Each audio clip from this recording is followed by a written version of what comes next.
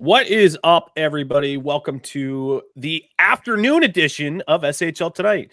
SHL Tonight in the afternoon. So if you didn't know, obviously we've made some discussion about we were going to make a once-a-month broadcast on Euro-friendly times on the weekend. So we're going to try to engage a little bit of our European friends within the community and have them feel involved. Slicer's in the house. How's it going, Slicer? Thanks for popping in, buddy. So yeah, I mean, who better to bring on for our first edition of SHL this afternoon than the man himself who said to me, you know what would be nice? It would be nice if SHL Tonight could be done at a Euro-friendly time. So I said, hey, we're going to do it. We're going to make it happen for you. But on that case, because you brought up the idea, why don't you be our first guest on SHL this afternoon? So welcome in, Puo. Appreciate you joining us today and chatting a little bit about the SHL. Good to have you. Yeah, thanks for having me. And yeah, it's actually something I like. Like I appreciate that you did this. We try out the different timing because often when there are live podcasts around the league, it can feel like it's something you want to be part of, but it's Absolutely. always at the times when it's most convenient for streamers, and it just often happens to be 3 a.m. or 2 a.m. for Right. me and most of the other Europeans. So it's a bit of like, okay, well, it sounded like they had fun when I listened it at the work next Monday. So great to be here. Yeah, it's great to have you. And we do try to have fun. That's definitely a prerequisite. If I'm going to be spending my time putting this thing together, I'm going to have a good time while I'm doing it. And I'm sure HIF has the same mentality, right? Absolutely, yeah. I mean, we do love our European users, slightly less, about 1/4 as much as the other users, based on the amount of times we do the podcast. But we still do appreciate you all, absolutely. Yeah, so we got a European user in here. Chris McZ is in the house. OP Squid, SHL Tonight afternoons, and Troy Abed voice, yes.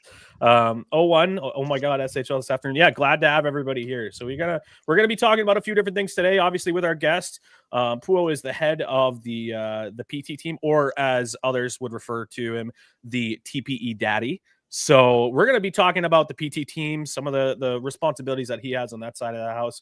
And then we're also going to be breaking down the latest in the SMJHL and the SHL playoffs today. So why don't we, without further ado, get started. And if anybody, as always, guys, if you have any questions for us that you want Puo or myself or HIF to answer, don't hesitate to throw them in the chat. We'll throw them on screen and answer those. So, Puo, I'm curious.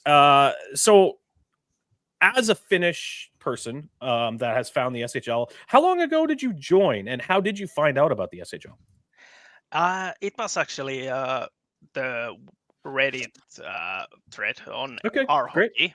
So like I still think quite many Finnish people consume English media, so and we use English social media. So it just was there and something that seemed interesting. And it was actually I so much remember like someone was commenting that was back then we could actually pile everyone there and make it top post. Everyone could upvote it and comment on it. Brigading. So there Woo! was, yeah, not allowed anymore. So You used not to get a great. TP for doing it. Yeah, and I joined for class S50, but like I remember there was someone saying that it's something you can do just 15 minutes like a week and be a decent or good player. And that sounded like, okay, hey, that sounds fun. And that isn't too much time commitment. I have Wait, uh, people are only spending 15 minutes a week on this? I some didn't get the might. memo. Yeah, he's just doing Yeah. 15 minutes now. The PT's graded, everything done in 15 minutes. Yeah. But realistically, if you are not trying to max earn, like if you are not spending time on media, 15 minutes sounds pretty reasonable to get your PTs done, get your updates in, and be done for the week. So, and like I have 2 kids, full-time job, work, changing shifts. I work morning or evening shift. So it sounded like, okay, this seems like a good fit for me, and it seemed interesting. So I picked it up, and how well it took, like, I remember I joined, I saw fuck it's forums, and it looks like it didn't look great, and then I gave it another look next day and created my player. But yeah, the first impression wasn't great, but after that it's been Yeah. more than 15 minutes a week. You should see the Basync site. Oh my god, yeah. I mean, that's the thing is, like, I was already kind of familiar with forums back when I first joined. No, obviously, I'm going to date myself. You might already know this, Pua, but like, I joined back in 2011. So I spent a lot of time on forums for hockey-related content. Like, I was a big-time member of HF boards. That's how I learned a lot about, you know, how I followed there was a bunch of insiders on HF boards before, like, Twitter were a thing. And, like, I'd hear about trade, like, rumors and stuff on the forum. So when I literally found out about the league by Googling first person hockey game, and then I found the SHL that way, and I was like, what the hell is this? And it was like, oh, a forum, cool, look at all these cool teams, these are like, oh my god, this is fantastic. So but yeah, it was really interesting. So I'm curious, so obviously I had some exposure to hockey forums before I joined. Have you ever played like any types of fantasy hockey or, you know, hockey type community online before joining the SHL?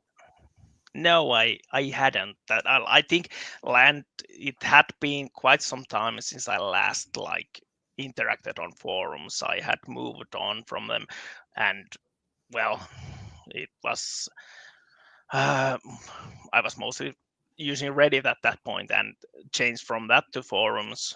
It's quite noticeable. So but yeah, I wasn't part of any like hockey community or didn't really follow even that much. So I would even say that with the SOL there has SOL yeah SHL yeah, there has been because it's almost same in Finnish, because it would be SHL but it's SHL. So yeah, it comes very naturally. It sounded like you said asshole. That's what I heard. Asshole hockey league. Yeah, asshole hockey league. Yeah, that sounds right. That was the back in like the early season 10s. That was asshole hockey league. Oh, that's great. Well, that's awesome. Well, I'm certainly glad you've been a contributing member, and you mean you're putting in a lot of time and effort into a community that I love. So I appreciate your efforts immensely. I'm curious. I mean, the talk of the league right now is, you know, the topic at hand. The league is expanding, and I'm kind of curious, before we jump into your specific roles under the PT umbrella, if you have any initial thoughts, if you're excited about the league expanding, or, you know, I'm sure it probably helps you generate some PT concepts for prompts and everything. But what are your thoughts on expansion? Yeah, absolutely. We have already done a few, at least we did MPT about, and actually it was one prompt about like what is important for expansion brand. Of course, it's exciting times. We get to add 4 more teams, and in general, the league is like there will be new things. Some things will change. It will inevitably. Well, the power balance will change at least a little. I would expect top teams to be knocked down a bit. Though I think it's very possible for them to get enough free agents or good trades to make it back. Well, without leaking anything, you know, go ahead. I'll let you finish and I'll jump in. Yeah, like without even that, but yeah, I did the whole media about the number of games, if that could be changed or should be changed if we expand. Like, even I'm quite excited to about the change in the league. So yeah, absolutely, it's interesting, and I had some thoughts about maybe applying, but I decided I don't really have time for that.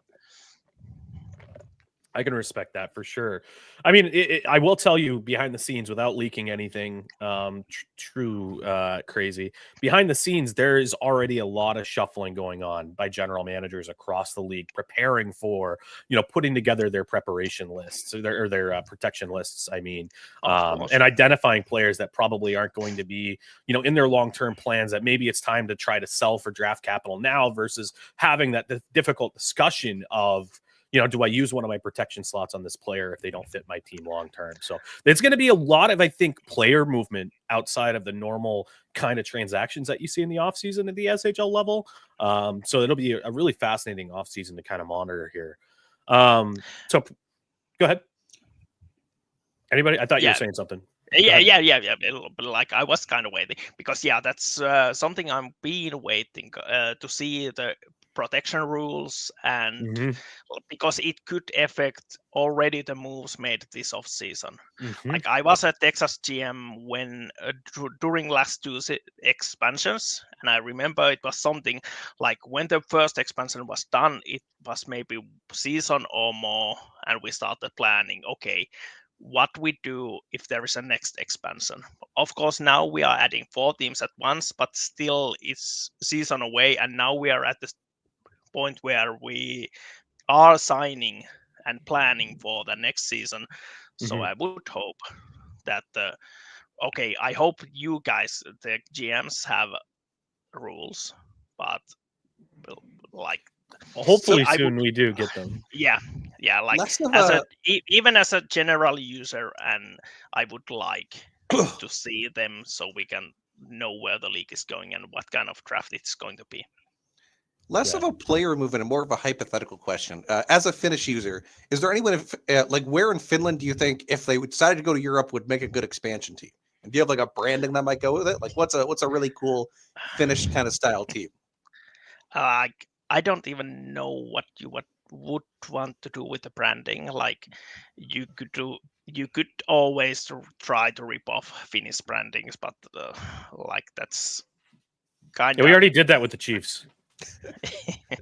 But still, like of course, especially I'm wearing a Tampere Ilves jersey, and Tampere is, well, it could be argued it's the hockey capital of Finland, so I'd say it's a decent place to make an expansion team in Finland. It's in the end, it's currently only city that has 2 Liiga teams, and not only it has 2 Liiga teams, it has 2. I'm not sure. For a few years, they were 2 in the top attendance, but like at the moment they might be first and third. But still, it's like it's not only that they have 2 teams, but they have 2 of the top teams. Yeah, and even though it wasn't great season for Tappara, and I'm quite happy about that, it's still like I feel like there are some of the teams operating with highest budget, and there is good hockey culture there. So it would absolutely be my pick because I'm biased, but. Still. So on that note, I'm kind of curious your thought. There's always been that discussion on these North American Sim League, organizations that, and I'm not going to try to say the word that you always say, Hif, for similar. I'm going to try to verisimilitude. There we go, verisimilitude. Thank you. And for those in the audience that don't know, why don't you explain the definition of said word? Sure. Verisimilitude is the perception of reality. So like in a simulated environment or a fake environment, you need to maintain the confines and the rules of reality in order to keep verisimilitude in the simulated environment. Excellent. Thank you. So in the spirit of that, how do you feel about the realistic, the realism aspect of a league like the SHL, who's never had a European presence? Do you think that there would be a good appetite? Do you think that would make sense for the SHL to seriously consider European cities to add to the league? Honestly, like this, this feels like it's a NHL rip-off or whatever better word you want to use. So I get that it would break the immersion to add European teams, and especially like maybe if we could add whole European division at once, I could see it working. But as the EEL, like as it is now, I like adding one team to Berlin or Tampere or whatever, London, whatever you want to.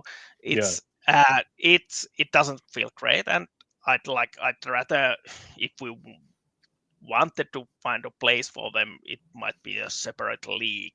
So like even- funny you mentioned it. As Ace just alluded, we used to have a European Elite League, which is where you could like have your own player simultaneously with other players, and they could stay there for a certain amount of time, and you could retire your old player and substitute that player into the SHL and that player plays, kind of like bypassing the J in a European league.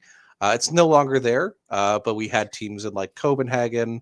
We had a team in the Vatican. Like we had a bunch of European teams then.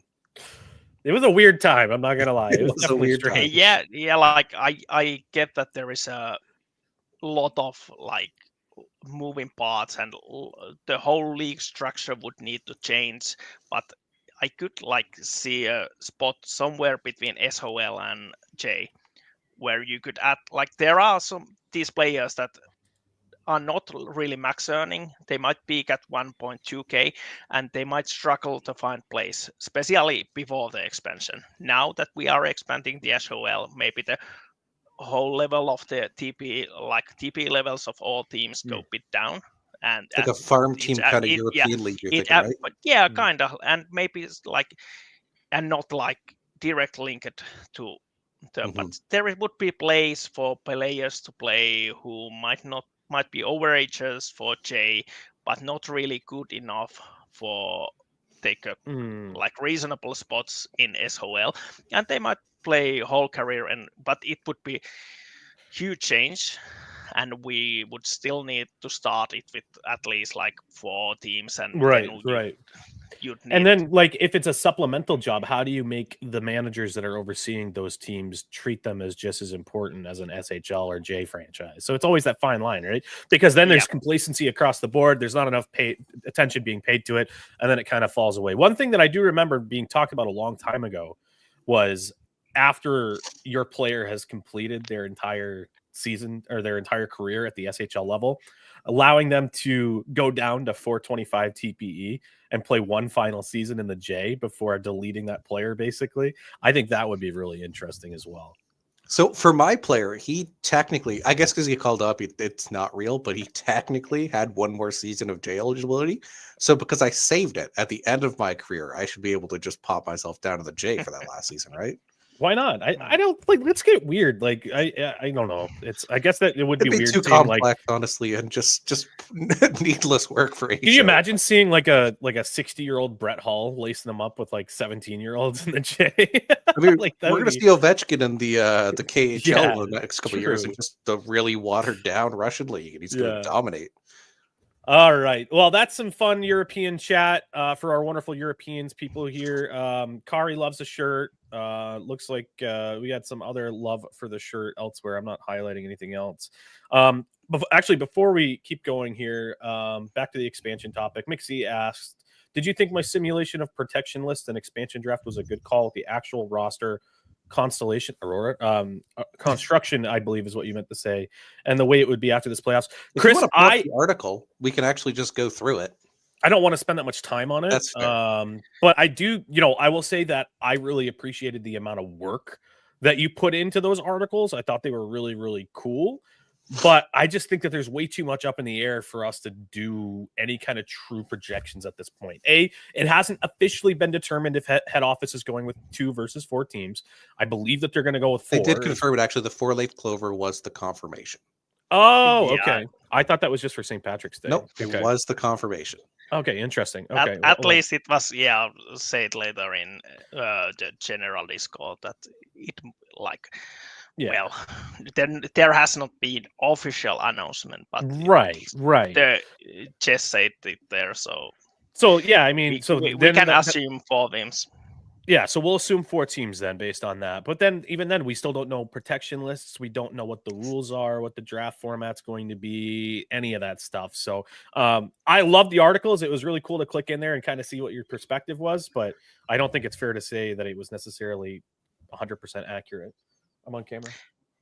All right. So moving on here. Questions about the PT team for you, Puo. So I'm gonna throw some questions over here at you. So first off, there's always been kind of a little bit of controversy around PTs and everything like that. Nobody likes doing PTs. It's just kind of like a necessary evil in order to gain TPE to improve your player, right? So that's a fine line. It's a difficult thing for you to kind of manage, I'm sure. How do I make these PTs interesting enough to make it easier to make more people want to do them? Because the first time I bring somebody new into the league that I'm like, hey, come check out this, fake hockey league, you get to create a player and you could maybe become an all-star. That's really cool. How do I get points? And I'm like, okay, well, here you go. You get to write 150 words. And they're like, ooh, I don't really like. So how do you kind of combat that? And what is your thought process when you come up with PT, prompts? Well, the JPTs have been same for a while, and we try to have a good set of initial, like rookie. When new rookie comes in, we try to have something interesting, but also something that gets them learning about the league. Like they gets them looking at the different stuff, maybe index, or asking their teammates Discord about, okay, who's our rival, like learning a bit about the history of the league. And so that's the initial experience tries to be better. And we just recently, I think for this season, we changed the JMOC because it was one of the, like, it felt overwhelming, and it felt like you don't have any idea who these people are. There is so little time to figure it out, and then you should nail it.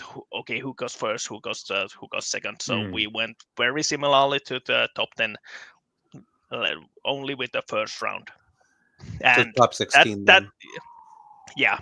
that should help, like hopefully help with the, like, making it more manageable to actually tackle that task, especially as it's one of the first. Like, there are the bounties that they can do for money, the people who join, and then there are early bird PT and interested prospects. So there are few tasks they can do, but that was especially, like, it didn't feel great, and the TP averages showed that most people always got almost everything wrong. So that's not really good feeling you want to have for your Although I players. will say, back in the day when the mock drafts were, I think that they used to be taken a little bit more seriously, because there was nothing quite like trying to collaborate with your entire draft class to just get as much information that you can out of GMs and try to nail those mock drafts. And I do feel like a lot of the times the mock drafts were pretty spot on in the past, but I actually remember some of the time, like, I've been around when the mocks have been better, I feel, but I think it might be the GMs are holding their cards closer, and when that happens, less and less people go looking, especially for J, like, mock. There is less of veterans around. Of course, there, like, when it's SOL, SHL, SHL mock, then you can have whole team looking, like, everyone needs to do it, and there are insane number of, like, veterans who have connections, who may know the GMs, and they might have been in past more willing to maybe hint at least who they might be taking. But now sometimes, and even still, even after we introduced the top 10, the style for SHL, even after that, there has been at least one season when the old style classic mock outperformed the top 10, like, by a large margin, because it was so predictable, and then you could get the extra point with the questions. But still, I feel there is in general coming up with the tasks, sometimes it's easier, sometimes it's harder. Like, I often, like, try to get inspiration from, like, music might inspire me, and I come up with a task idea. Sometimes it's like, okay, it's Sunday, I need to get something down, and it might show in a quality. And Mhm. then sometimes it's like, okay, we have I think now we have at least 2 PTs written already for next season.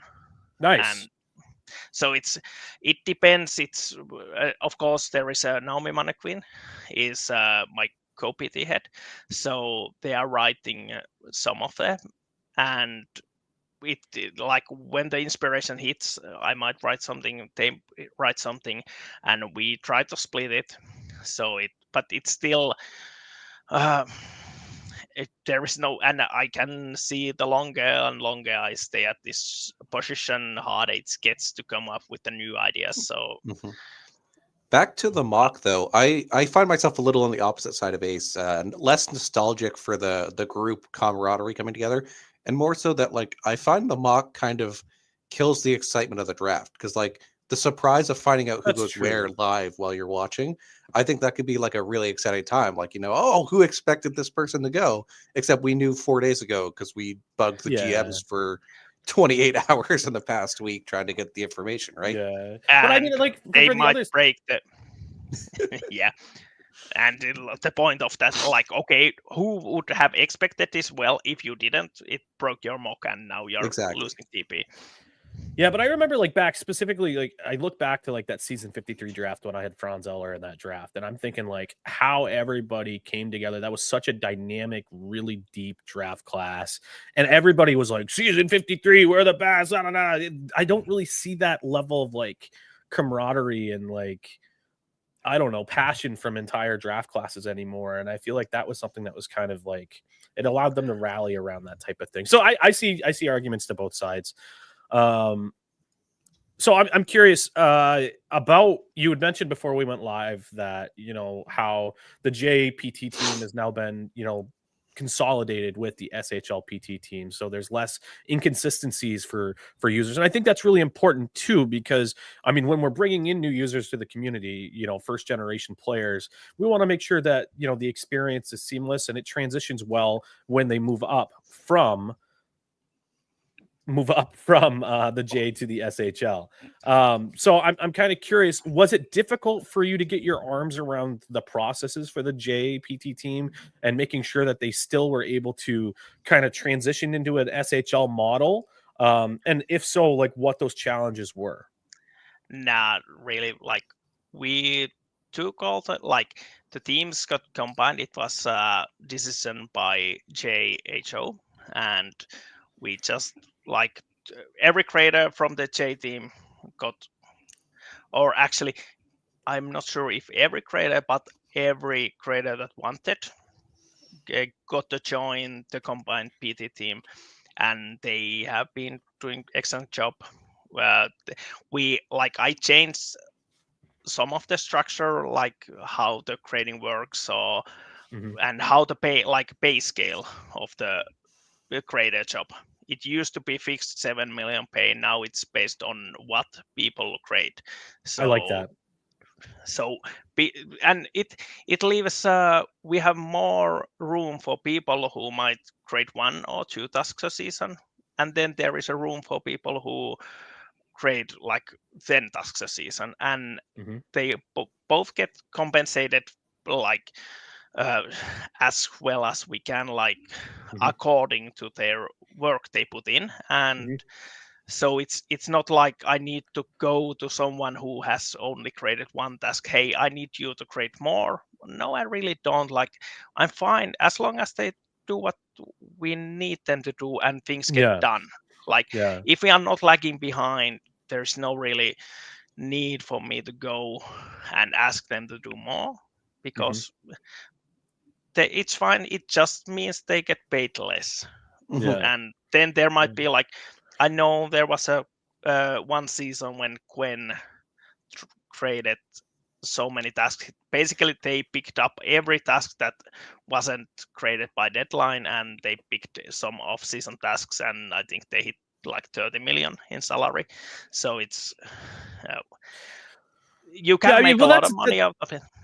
That's better though. I mean, there's nothing worse than having like a flat salary across the team and then somebody just doesn't do anything, and then one person has to pick up that slack and they do all that work, and then they get paid the exact same amount as that person that's not doing anything. So I've seen that countless times in the SHL, and I think what you've done there has been a great method to ensure that people are compensated fairly. And it's also a good way of introducing the job to people that maybe are a little intimidated or don't want to jump into the deep end of the pool. Hey, just dip your toe and do one task, see how it goes, see if you like it, and then we'll pay you fairly on every task you complete. So I love that. That's a great change to the compensation model for the PT team. Back when I was on the PT team, back in like the season 30s or whatever, one of my biggest challenges, and maybe you have made some changes on this, and I'm interested in hearing your thoughts.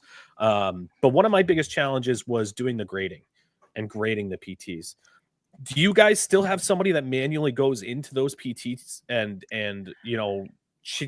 checks for topics to make sure that it's actually attached to the topic and word count, that type of stuff, or is that pretty much automated these days? Do you have a way to do that automated? No, well, we get the word count. We can scrape the content and it gives us the word count. Like we have the sheet that gets us the word count, so it already skips quite important part out of, and then we still need to like manually read them. But of course, like, well, we don't always read everything from word for word. Like you check that, okay, it's on the topic and it seems fine. Like you might not go into extremely, like I was grading All-Star Week. So that's something like when it's multiple prompts in one answer, then I need to go like, okay, I take this, I copy it to word counter, check the word count. It's still a lot of work to create and it takes time, but it's also paid well.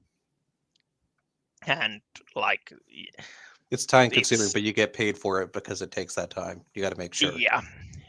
And like we have people who like to take on those tasks because they know it gets really, like, it used to be 8 million bonus on top of the regular pay just to do the championship week or the All-Star week. Now it's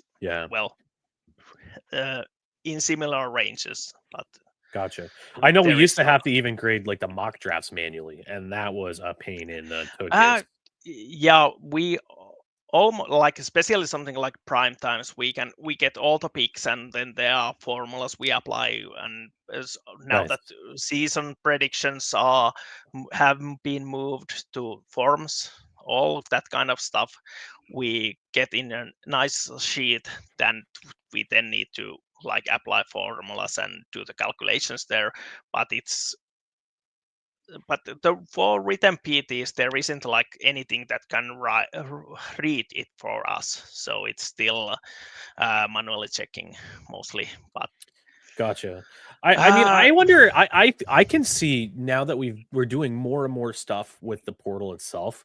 I mean, I could see future state like just having like a text box in the portal that says, "Hey, enter your PT here," and then it automatically approves it and gives you the TPE right there. There's no grading once you complete it, like that type of stuff. Mock drafts, having the mock draft built into the portal itself. You drag and drop your players from the available side over to the left-hand column, and just some kind of future state stuff like that, I think would be really kind of fascinating. Interested in your thoughts on maybe embedding some of those things outside of the forum and that type of method. Like I would like, I don't know if we need to implement the text box. Like if that's the first step, it could be something like along down the way, but especially something like predictions.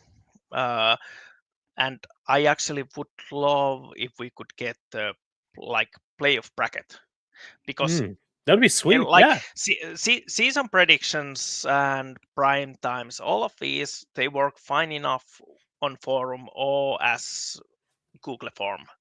But when we are looking at playoff bracket, it's actually like when it doesn't close out the choices that you have already skipped, it can cause some like it's harder to understand when you look at, okay, here's 4 picks for this. Like you every now and then you see, especially new users who pick like, okay, I pick Toronto to win the first round, and then next round I pick the Tampa Bay to win, and then you look at the first round was Toronto versus Tampa Bay, and like if Toronto knocks out Tampa Bay, they cannot win the second round because they are knocked out, and the other way around. But it's like I guess in that manner, it does give you the chance to hedge your bet. Like if you're like, I don't know if of course, yeah, Tampa Bay or Philly's going to win, but if they do win, I know that team is going to beat Toronto, is my thought. I can put the Forge in round 3 and then Tampa winning round 1 and have like a hedged bet so I get some TP from that series. But it does get a little frustrating trying to manage all the options each round for sure. Yeah, and I like, but I kind of get that point. Is it necessary, and how many people would do that on purpose? I don't know. Never, like, I haven't really looked at it that way. If like, I'm not sure if there is any way I could figure out who did it on purpose and who did it as by accident. So on that note, kind of like on that same topic, is there any other ways that you can think of that maybe point tasks could get better or evolve into the future as we continue, making things better here in the SHL? Well, like we are always trying to improve them, but they have been, like I admit, they have been mostly minor like changes to the tasks themselves. And I haven't heard any like big new ideas how we would evolve the PTs. So at least for now, it's not on the it's not something we are looking at, but who knows what happens. And like I realized, like it's a job that takes time. So sooner or later, I will need to make room for someone with the new ideas. Like it's one of like it takes time. Yeah, I can live with that, but then again, I realized like when you are too long in the same position, it can easily lead to you get like, okay, we changed the playoff brackets. Now it's good. We don't need to change it anymore. And when it's been like that for 20 years, someone might come in, why didn't you do this 10 seasons ago? Like new people with new ideas always can, like I have improved at least I feel I have improved the tasks and the PT team since I joined. And I hope that whenever someone picks up after me, they can improve from there. With I 100% agree. Ideas. I Fresh perspective and building on the previous work. Absolutely. Yeah, it's huge. Yeah. All right. Well, let's go ahead and take a look at where things are at in the playoff structure around our leagues here. So we're going to jump over to the J first, and I'm going to fix there we go. So here we are, SMJHL. In the first round, the San Diego title dispatched the Colorado Raptors 4-1. The St. Louis Scarecrows knocked out the Ottawa Highlanders 4-2. The Carolina Kraken, I believe, hit the Battleborn with a reverse sweep, which is pretty interesting. Detroit Falcons punched their ticket and beat the Maine Timber. The Berserkers knock out the Malamutes 4-1. Kelowna sweeps the Boat Team 4-0. 4-3 for the Whalers over the Walleye, and it was a sweep for the Citadels over the Grizzlies. So currently in the second round, we have the matchups of the St. Louis Scarecrows against the San Diego title. We have the Detroit Falcons up against the Carolina Kraken. And then we have the Quebec City Citadels against the Whalers, and the Berserkers up against the Knights. So we have two series that are 3-1. That is Carolina up on Detroit and Vancouver up on the back-to-back 4-Star Cup champion Citadels. Vancouver has the Citadels on the ropes. And then we have two series that are deadlocked at 2 apiece, with the Scarecrows and Title tied up, and the Kelowna Knights and the Berserkers tied up at 2. So any initial thoughts on these series? I mean, I don't know if we spent a whole lot of time talking about J predictions, Hiff. We did not. Well, Jay is part of the SHL as well. Allegedly. What are your thoughts on the playoffs so far, Poo? Have you been paying attention to the J playoffs at all? No, I land as a player. Like my player plays for Hamilton, and I barely have been paying attention to SHL. Okay. SHL. There it is. playoffs. Got So it. yeah, it's so easy to say it, like how I would say it. But yeah, so but of course looking at here, like yeah, the Quebec City being down 3-1, it's definitely not something I would have predicted, and most of the people, like I actually better than my own predictions. I have the predictions of the people, so rookies, and so Quebec City Citadels and Newfoundland Berserkers were the top 2 picks to make it to the finals from the I think it's actually North, yeah, and then they're like 2 favorites were clear favorite from the shout was mine, and Ottawa seems to have been second most picked the team to make it. So basically both teams lost in first round that were picked most for the by the predictors, and especially I feel the mine. I like Detroit was 15th. Benjamin says you are stuck as PT head forever, though. By the way, so you're not allowed to step down. Yeah, I mean, as objectively, like seeing Maine eliminated in round 1, that's always a weird feeling because Maine's been good for so long. Yeah. At some point, like it felt like J is cyclical. Like every now and then, people are bad. Teams are bad. Teams are good, and it moves in a few seasons. But somehow it felt like, and you look at how did last season go? How the season before that go? How before that? And always Maine is either in finals or at least conference finals. So it kind of worked against that. Like there is cyclical. But now they're out, and most interestingly, Detroit knocked them out, who finished 15th. So, well, I just love it. I mean, there's new teams that are going further into the postseason than what they had before. I mean, you look at what was going on in the J before; it was always the Krakens, the Citadels, the Berserkers, the Armada, and seeing some of that, just kind of transition a bit here, like seeing the Scarecrows this far, and the title, and Detroit, and even Kelowna, who was in kind of like a deep rebuild there for a little bit.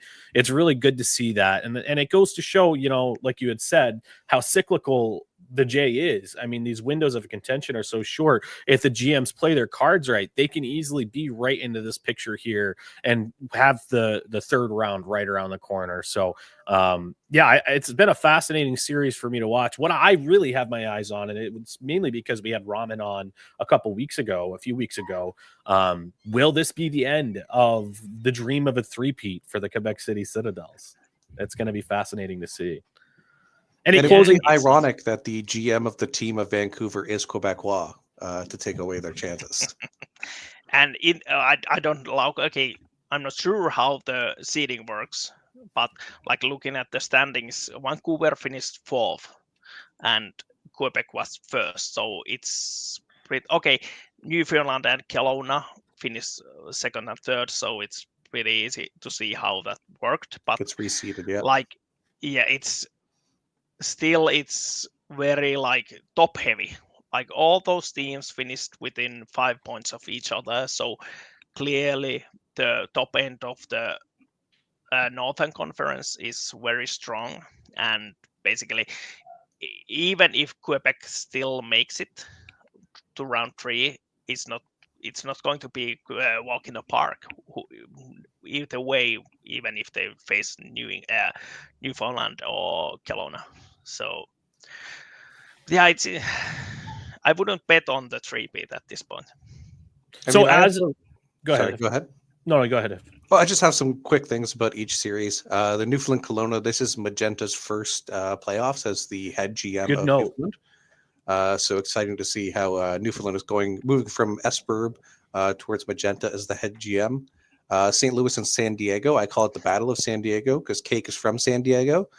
So we got a bit of a showdown there and a deadlock at 2-2.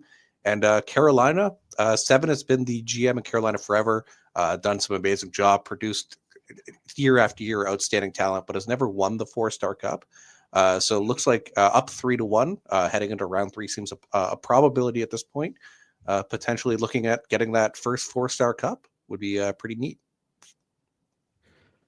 So I'm going to throw it around the room here based on the teams that are at in the current, series standings. Who are your picks for the 4-Star Cup right now?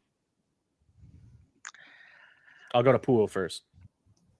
Yeah, I don't really know teams so deeply, so I'll pick Vancouver because they were my first players. J team. That's valid. Yeah. Absolutely. Like, all right, so we got one vote for Vancouver. You hear that? I'm going for the Carolina curse break. I think Seven finally gets that first 4-Star Cup this year. This is the year. Excellent. I got to go with my friend Magenta and the Berserkers. I would love to see them get over the hump again. And sorry, Pyro. I know you're also on my team as the GM of Kelowna. But I did have a really good time when I was playing under Spurb and Magenta's leadership with my my most recent player, Polar Bergeron. So I think they're in a position to get it done as well. So nobody believes in our panel today that the Quebec City Citadels will come back from a 3-1 hole and punch their ticket to the third round, or maybe, but they're not going to win the 4-Star Cup based upon our panel today. Any closing thoughts on the J current playoff structure before we jump over to the SHL, gentlemen? Only thing, because there's receding, we cannot do proper bracket for J. That's a bit unfortunate, but I hope FHM 10 can change that. Yeah, we'll see. I mean, I would love to just go to a flat 1 through 20, playoff structure type thing, and then just do one eliminate conferences. Yeah, just one division. I don't mind even that, but as long as the structure, as long as there is no receding, Mm-hmm. then we can build a bracket around that and have an actual bracket. Now it's how far this team will this team play in finals or third round, second round, first round when they lose. Basically, it's very different from SHL. Yeah, I love that it's low-key a zombie. You want a real story? 2 seasons ago, Vancouver won only 10 games, 4th worst season in the J history. Now we got the back-to-back champs on the ropes. That's what I love, and that's what the J's all about. This is classic J. It's a cyclical development period. You had a low, and now you're hitting a high. As you develop the players, and it's showing as you guys are kicking some butt. Love it. All right, let's stop sharing this. I'm going to pull up the other one, throw it back over here, and then we'll jump into the SHL. So while I'm doing that, anything that's kind of jumped out at you guys so far with the playoffs in the SHL? All right, so I live streamed the games 5, 6, and 7s with commentary, and the Tampa Bay Philadelphia game. There was one game where shorthanded, Tampa was down a goal with 50 seconds left, and they scored to tie it up and send it to overtime. Then it ended up winning. It might have been the most clutch FHM playoff goal I've seen. It was absurd, and I got real hyped for it. I know DK noticed it, and he got real excited, and it was incredible. So that was my highlight of the playoffs so far. I don't know how you could beat that moment, honestly. That was incredible. Yeah, it's unfortunately that the sim isn't that great to look at. It's easy to miss moments like that. Especially, I mean, Hif and I are doing play-by-play broadcasting so I'm doing it for the J for my sims that I do it, and Hif does it for the SHL when we can. We had one game specifically in the J that I was calling against. It was the Berserkers and the Knights. And so very obviously offside play. The puck comes completely into the neutral zone. 3 forwards stay down by the goal line. And then the puck gets brought back into the offensive zone. And they score immediately because they had 3 forwards right around the goalie and no defense there. And then Pyro's in the chat for the stream and he's like, what the hell? Come on. I mean, challenge flag. Yeah. What's yeah. How do you challenge that? Yeah. Call in the FHM office or whatever, the out of the park. Where is SHL head office? Do we have are they in Toronto or do we have a different location? It's on the moon base. It's in the lunar base SHL. Lunar base SHL. Yeah, that's where they're at. All right, so let's go ahead. Same thing we did for the J. Let's go around the room and just kind of provide everyone a quick summary of what's happened so far. We'll also talk about brief thoughts on, earlier, like Hif did. So right off, first round, New Orleans comes off a hard-fought series against the Chicago Syndicate, winning in 7. They punched their ticket to the second round. Additionally, the aging LA Panthers pull it off and dispatch the also aging Texas Renegades. And they are in the second round facing off against the Specters. The upstart Winnipeg Aurora take on the back-to-back champion San Francisco Pride, but they fall 4-2. It was looking promising there for us for a little bit there. We had them on the ropes, not on the ropes. It was 2-1. Yeah, but that felt good for us. 2-2. It felt good for us when we had a series lead briefly there after game 3. But, hey, they're a deep, deep team, and it was going to work out for them, most likely than not. I got to just shout out my coaches that even got us a couple of wins in that series there. So San Francisco advances to the second round. Thanks, Spidey. Appreciate it, buddy. Additionally, in the Western Conference, we have the Argonauts up against the Calgary Dragons. The Argonauts punched their ticket to the second round with a 4-2 series victory. In the East, the New England Wolfpack take out the Buffalo Stampede 4-1. Montreal, who really, I think, took probably the biggest step forward this previous offseason. They took down the Baltimore Platoon 4-2. Baltimore's kind of in that middle area. I think they kind of sold a few assets, but they still are good enough to make their postseason, not bad enough to tank. So Wally needs to get in the car and start trading and figure out what he's doing. Sure. Wally driving. Atlanta, who is widely regarded as one of the favorites this season, sweeps the Toronto North Stars. And then you had mentioned the aforementioned series against the that was that series against the Forge, correct? That Yep. you were referencing. So a big Game 7 victory for They the were down Barracuda. 3-1. Down 3-1, and they were able to come back and win that series in the first round and knock out the Forge, who are always a tough out in the SHL playoffs. So current situation in the SHL, you have the LA Panthers up against the Specters. Specters hold a 3-1 series lead right now. So Specters are on the precipice of punching their ticket to the Western Conference Final. The San Francisco Pride are up on the Seattle Argonauts 3-1 as well. And Montreal in the proverbial rivalry series between Montreal and Boston. New England's Boston, by the way. If you don't know, they're based in Boston. I know that for reasons. And Montreal's up 3-1 in that series. And then finally, the Barracuda have the likely favorites to win it all if it's not San Francisco, deadlocked at 2 apiece. So anything that's surprising you guys in this second round series so far? Yeah, I mean, so just brief thoughts on the first round. The Seattle-Calgary series. Calgary actually eliminated Seattle last playoff, so it was kind of a revenge series, this one. Nice. Got them back this season. Winnipeg getting 2 games on San Francisco was incredible. Big hats off to them. But I think throughout the league, you're seeing a lot of very close series with like at least 2 wins for each team. And there was an article showing how like home ice advantage seems to have an increased effect this season. A lot of teams are winning a lot better at home this season, leading to a lot more parity between teams. I think you're seeing that throughout this playoffs as well, as it's coming into effect. I think I saw the article. I'm not sure if it was just about this season, but I think the home ice is quite significant. It's always been significant, but it's even more so this season. Like it went from like 5.571 to like 600 or something. Like it bumped up like that's 30 points. Like out of the first round, I think the NOLA, Chicago, and Tampa Bay, Philadelphia. They both went to 7 games, and NOLA, Chicago was the closest one by the like when people did the brackets, that was the closest one. And most people had actually Philly going through the Tampa, and it was almost 85 to 15% split. But I still I see those quite expected them to be quite even. Of course, there is something like Atlanta, Toronto that they didn't repeat their miracle run. Still, am I surprised by any of these first round results? Not really. And like, of course, there is something things like, can you really say like LAP has very good team? Their coaching, I don't know if it's coaching or what.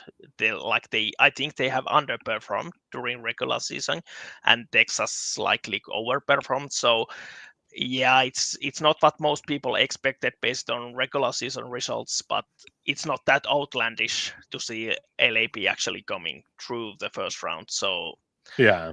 I said something similar when we did our predictions for the first round. But yeah, LA has definitely a great war room there that can focus on the coaching. But yeah, no, so something else we mentioned is that since New Orleans last year, they seem to have like an improved FHM tactics room. And it seems to be coming into effect this playoff as well, as they got that 3-1 advantage on LA right now. Joe's been a great drafting GM, but tactics hasn't been his forte. He's lamented that for a while. But it seems like he's getting a very solid understanding of it, and it's showing in the results so far this season. Yeah, and like, I don't know the situation there, but it isn't always. You don't even need that understanding if you can find the right people who can help you with that. Exactly. Yeah. So, but yeah, it's still good looking if NOLA and San Francisco make it to the third round. I don't like the odds battle of the for purple NOLA. teams. Yeah, but I expect still the darker purple to come out of that. We're looking at that.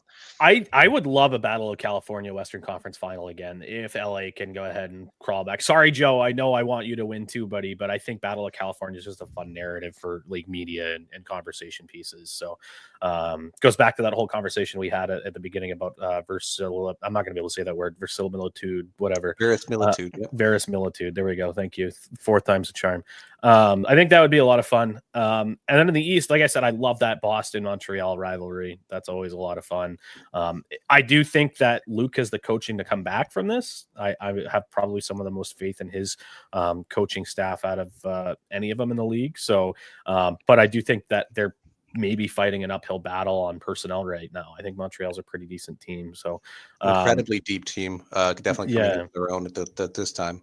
But yeah, the close series, the Tampa Bay Atlanta, I think that's they're tied, so it does make it compelling to see where it goes. It's like a 3-game series now instead of a 7. But I'm curious to see what happens there. Downer says Luke cheats. It's possible. We haven't been able to prove it yet. I wish I could to retroactively take away that cup that he took from me, but through the creation of the portal, I'm fairly sure he got FHM knowledge from all the installed players through osmosis, and like it's not fair. We do need to sanction Luke for that, I think. We are going to have to button up the broadcast here soon. We do have the Simmer waiting to jump on the YouTube account to broadcast the SHL playoffs here momentarily. So tune into Jimmy's stream. He'll be, demonstrating some wonderful simming efforts there. So before we wrap up here, guys, let's go around the room. Who's your pick for the Challenge Cup based upon the current series and the current, projections that we're looking at right now? I'll go to Puo first. I picked Atlanta for my bracket, and I still think that I can see that happening. Excellent. So I'll keep it with that. All right, Hiff. I've picked DK to win the cup the past 6 seasons, so I'm going to White Knight. Tampa Bay. Right. Excellent. I am going to say the Pride pull it off and they get their 3-peat. That's what I'm going to go with there. So 3 different answers from your panel here on SHL tonight this afternoon. But we're going to go ahead and wrap things up here, guys. Let me just change this real quick. Like I said, guys, stay tuned. The broadcast is going to end, but it's going to be live again very briefly. We're going to be live with some SHL playoff action. Puo, thank you very much for joining us on the first edition of SHL Tonight this afternoon.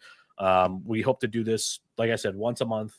We'll try to get it out with a little bit more advanced notice of what time and what day we're going to go live. But it was great having you and chatting about your team and your experience so far. Yeah, thanks for having me. And it was a very enjoyable experience. Excellent. Hiff, it sucked having you on. Yeah, I take all the style away. Everyone's looking at my shirt. No one notices you. What can I say? All right, guys. And to the viewers, hey, great engagement in the chat today. Really appreciate you guys providing questions and topics for us. It's always fun throwing your stuff on the screen and tackling that. So keep that up. And until then, we'll talk to you next time. Thanks. Bye.